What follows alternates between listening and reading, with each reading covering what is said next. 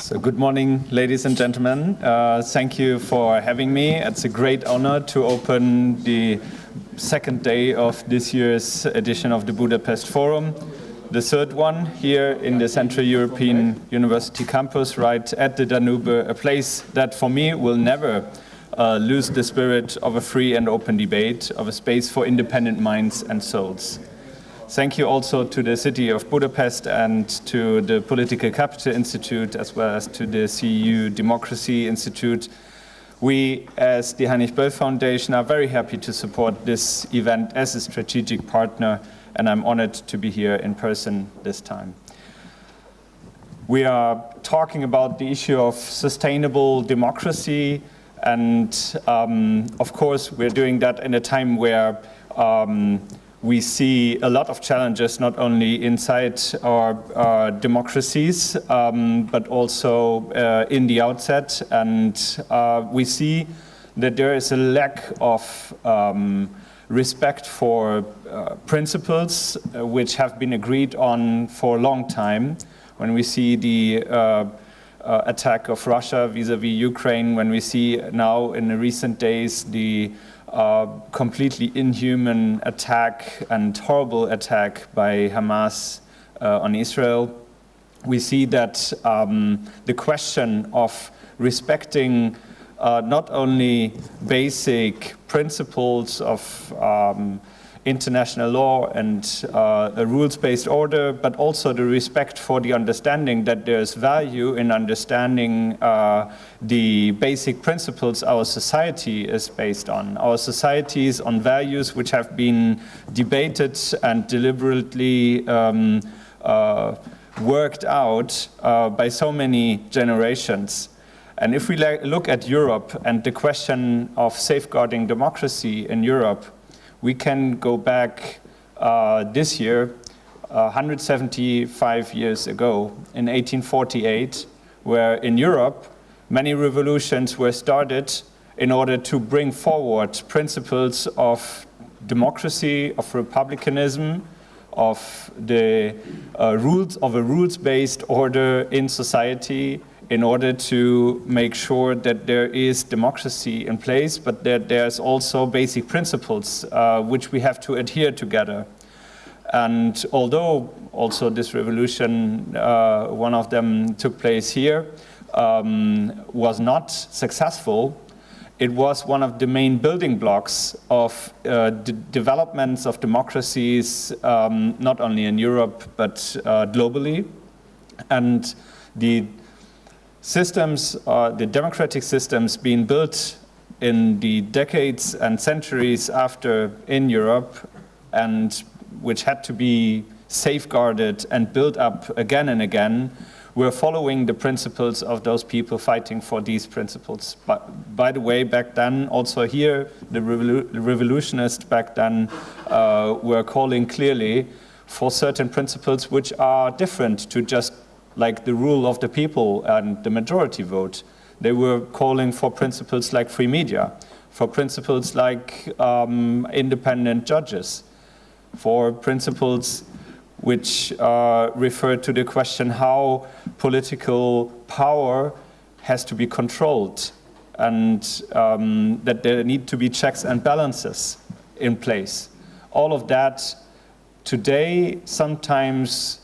get into the background of what democracy is about, because it's not only about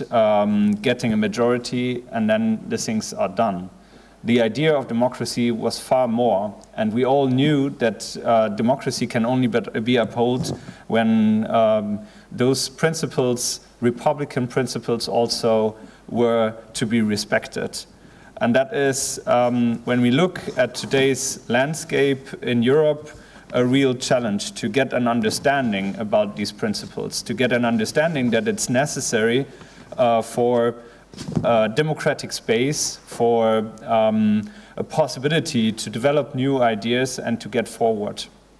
And I think that the loss of respect to these principles, which we see in the external dimension, we can also see in the internal dimension at many places, also in Europe. And I can only tell you that, for example, in Germany, where our foundation is based, we are acting all across Europe and also globally. But if you look at Germany, a country which is very much built on these principles due to the fact that they needed to be rooted into constitution in even more strict ways after the fascist Nazi government and the terrible experience of the German history. Even there, today, people put in question these principles. And I think it's because many people lose the understanding of what these values and principles are about, and that it's in their own interest and in the interest of a community to hold up to it and to make sure that they are lived by everyone, that there is an understanding that it's necessary to communicate with each other,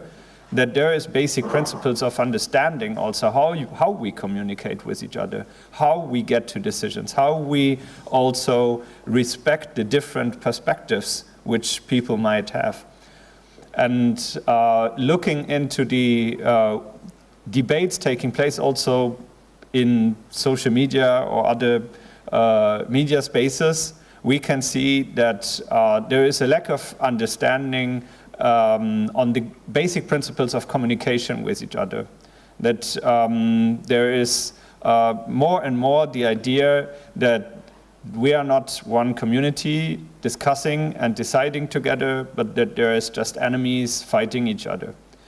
And that is really a terrible development where I think that we all carry responsibility,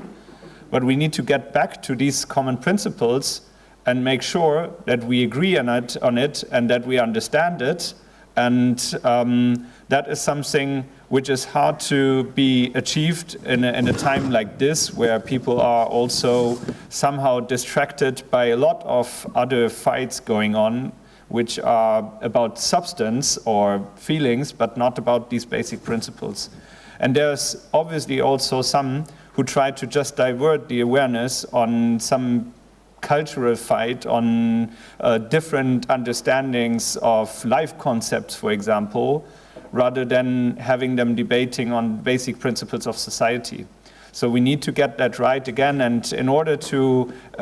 get people back into that debate, it's important to make clear to them how the benefits of a constructive decision-making process on the basis of principles of democracy, of rule of law, of a Republican value-driven society, that these benefits are there, that we can see that progress and change also has positive effects on the everyday life of citizens, and that needs to be communicated, because we all see the challenges. They are there. It's not that we can just ignore that,